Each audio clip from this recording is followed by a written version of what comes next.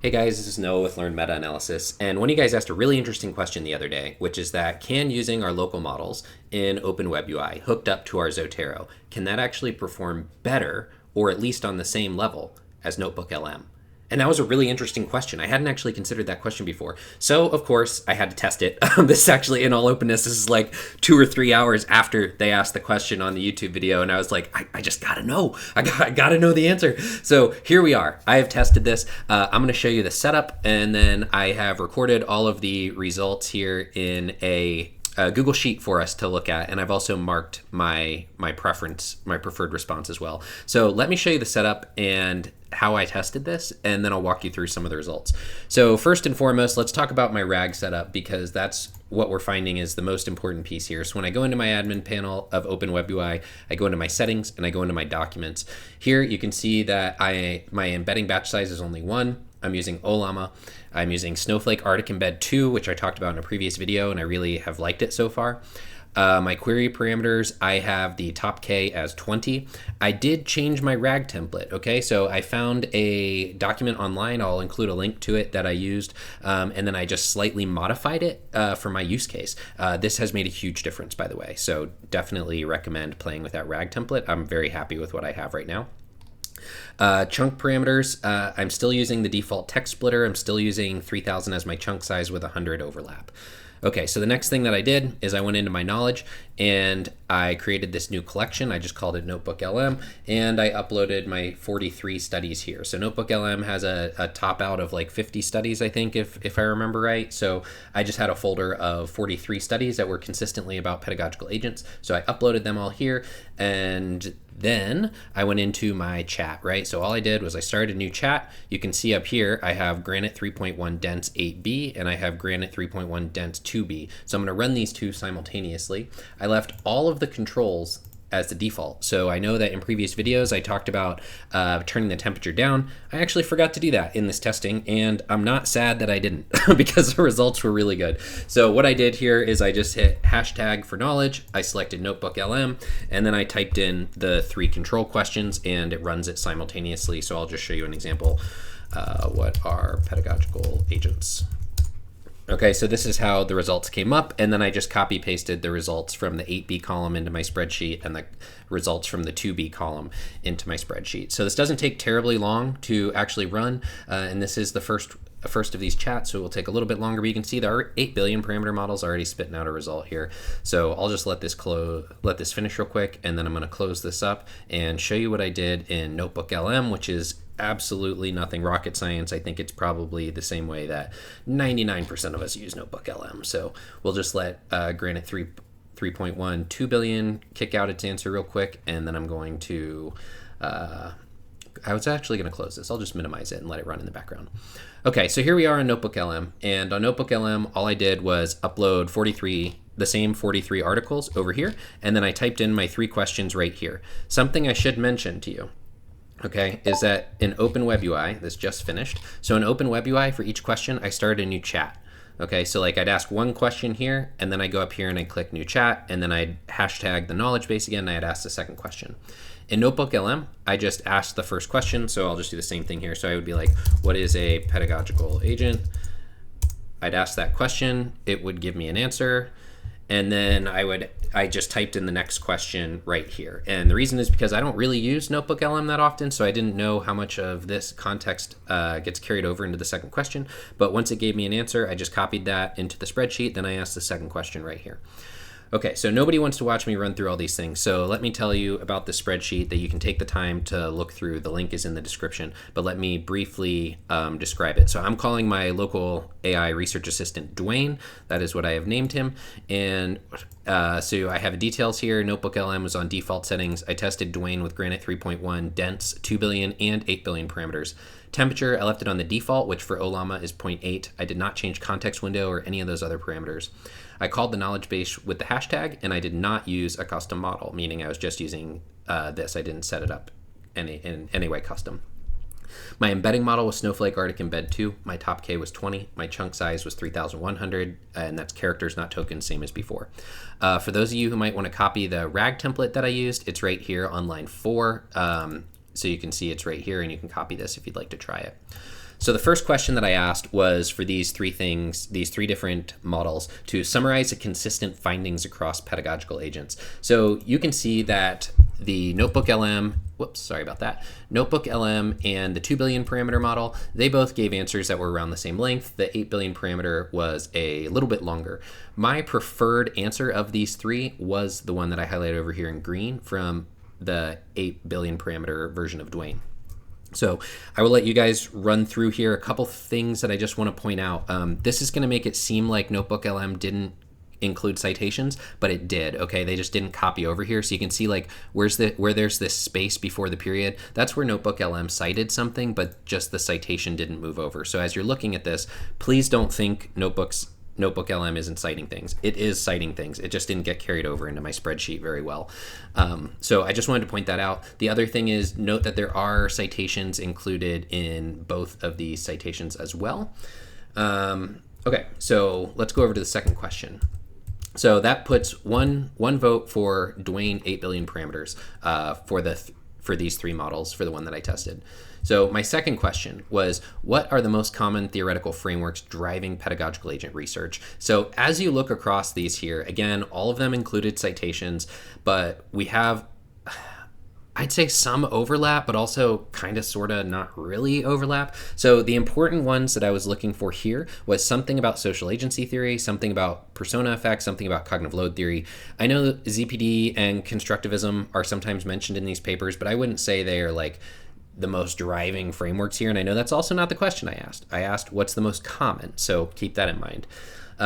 I don't actually know the details of these 43 studies that I uploaded. I mean, when I say that, I've coded them for reviews and stuff in the past. I just don't remember what each specific of these 43 studies had as their driving theoretical framework. So this was more curiosity than me being able to say this one is 100% accurate. But I can tell you, looking at NotebookLM, I was happy it picked up on social agency theory.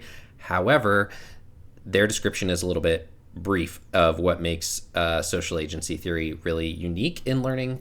So with this last part sort of gets at it in relation to media hypothesis and interpreting the agent interaction as consistent with human-human. So the only piece that they're really missing there is that, according to researchers in this space, this sort of interaction can also help deeper learning.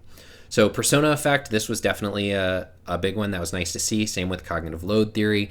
So let's move on to the next one. I'm just skimming here. Okay, so it doesn't really say too much about cognitive load theory here. It just has kind of high level things, but that's okay.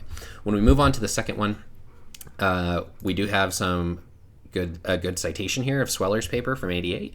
However, we don't really have much detail around cognitive load theory. But again, that's not what I asked, right? So this is why thinking about what did you actually ask is really informative for what answers you get. Last but not least, when we move over to Dwayne 8 billion parameters, we can see that the constructivism came up first. Then we have social learning theory, which is not the same as social agency theory. We see cognitive load theory. We see multimedia learning theory. I was happy to see this one there. And then we see a few others as we go down. So in my opinion, from working in this space, without having read all 43 of these papers recently and closely, I would say that this is a tie. None of them really stand out as better or worse. They all kind of cover major things that I would expect to be somewhere in this literature base. So I didn't really have anything that stood out, but I also didn't feel that any of them were bad, if that makes sense. Like they did what I asked them to do. I just didn't find any of them superior. I will say I did appreciate that NotebookLM did mention social agency theory and the persona effect, which we didn't necessarily see in the others. And I think that if I had to choose one right now, I'd probably choose that, simply because I know from being in the field, those two are much bigger in the field than some of the other things mentioned, like user experience design theories, for example. Like that's really vague compared to social agency theory. So if I absolutely had to pick one, I'd probably pick NotebookLM's answer, but I think they were all reasonably within the bounds of reasonable. All right, so the third question that I asked was, write a literature review about the impacts of pedagogical agents on learning for an academic paper. So this is what surprised me here, okay? So I really expected this question to be knocked out of the park by NotebookLM and to really be a struggle point for my local models, especially the 2 billion parameter model. But as I was reading these things, I was actually really surprised to find that my preference was actually for Dwayne in either of the 2 billion or the 8 billion parameter form. But the things that I want to point out that I appreciated. Generally speaking, I like the approach that Dwayne took to answering this question more so than I liked the approach of NotebookLM. I think it is because NotebookLM's approach, it did structure it nicely where it says like theoretical frameworks and then it's got some bullet points under there, but it didn't actually tell me much of anything. Right? So like it didn't really say much. So it's like persona effect is that's a hard word to pronounce, anthropomorphization of an agent because of blah, blah, blah. I mean, yes and no. That's not a complete description of what the persona effect actually is. It's ignoring the outcomes part of the persona effect. So like these little one-liners to me just don't hit the mark to the same extent as some of the more specific findings from over here on the right side. So if we look over here on the right side in the information that Dwayne gave us, you can see that they gave us specific studies cited. Whoops, sorry about that. Let me figure out back where I was. Okay, so they gave us specific studies cited. So like for example, Go noted the need for more sophisticated effective computing techniques to do this. And like, I believe that's a correct citation. I'd have to go check it, but I believe that's correct. Up here, they cite this Kizilkaya and Askar paper. Like I just found these results better. I don't really know. I don't really have a good way to describe it other than, it was my personal preference to see how Dwayne wrote about this as compared to how NotebookLM wrote about this. The other thing that I think I was pretty impressed by is how it says Schrader et al. Conducted a meta-analysis and found that slightly positive effect size on learning. This is true, okay? This is important. Over here on the right side with the 8 billion parameter model, we have the same thing. And then it follows up and then says in a later paper, we highlighted the complexity of this issue. And that is the sort of thing that we looked at in that later paper. So realistically speaking, I did want to point out, I did leave some notes in this final column here. Some of the details in the reference list down here are incorrect, okay? So like in the 8 billion parameter, it tried to give us a reference list. So I'm going to go over the ones that are my papers because those are the two that I know off the top of my head. So first of all, it's got my middle initial wrong. Second of all, it's got both of Rachel's initials wrong.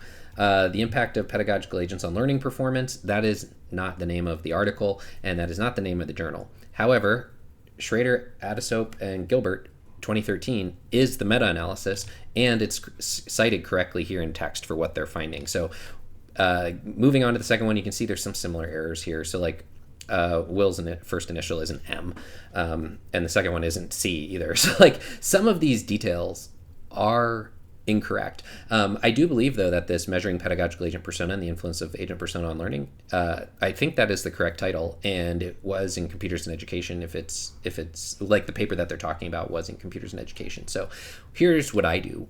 I don't trust these reference lists at all, that it gives us this reference list down here. But the references it's been giving me in text have generally been pretty good.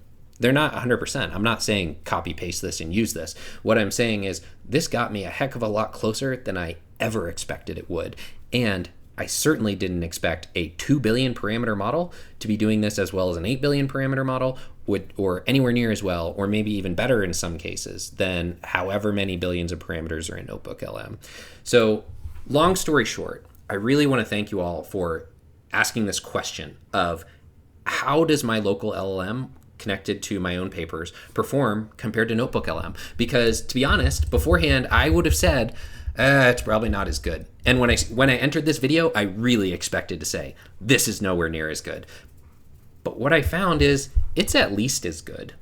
And granted, I only asked 3 questions, right? I only asked 3 questions, and that was mostly because of my time today. I didn't have time to go through and do, 30, 40 questions. And quite frankly, I'm sure what we'll find with doing this is there's some things NotebookLM is better at, and there's some things Dwayne is better at. I think that's just the reality of large language models that aren't specifically made to do specific things right now. And I know NotebookLM is, to my understanding anyway, built for this perfect purpose. And I'm not trying to say NotebookLM doesn't do it well.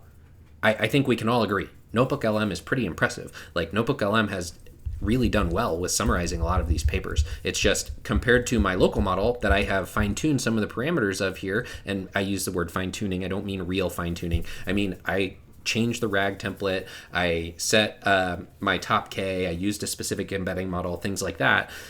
I am preferring the way that Dwayne is running for synthesizing these more than NotebookLM right now. So I really, really, really want to thank you guys again for the support and interest in this project of getting their local large language models connected to Zotero or connected to any folder, really. And I also want to thank you guys for this idea of comparing it to NotebookLM. I am super thrilled right now with the performance that I'm seeing from Dwayne using Granite 3.1 Dense. So please let me know what you guys are using. Run this test yourself. See what you find. Like, if you find that NotebookLM is better, please let us know what it's doing better than. So, like, share in the comments.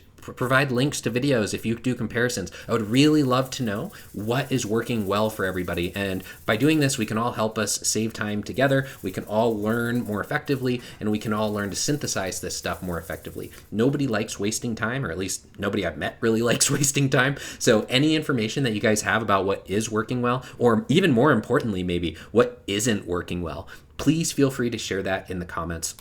So I plan to continue working on Dwayne to help make it more and more and more effective. As I figure out things that work really, really well, I will create another additional video. I plan on just using Dwayne more and figuring out what some of these changes can really do to see if I can consistently get even better results than I'm already getting, because I am thrilled right now with the results that I'm getting from Dwayne. And I hope that you guys are really thrilled about the results that you're getting too. So like I said, if you learn anything through this process, please share down in the comments. If you have more comparisons that you want to see, please let me know and I can see if I can find some time to test them. If you guys change some of the parameters or you use different models or different embedding models, share it with us. Let us know what's working, what isn't working, so that way we can all learn and make a really cool tool together. So thank you guys. If this has been interesting and helpful for you, please like and subscribe to help support the channel. I hope you have an absolutely wonderful day. Thanks.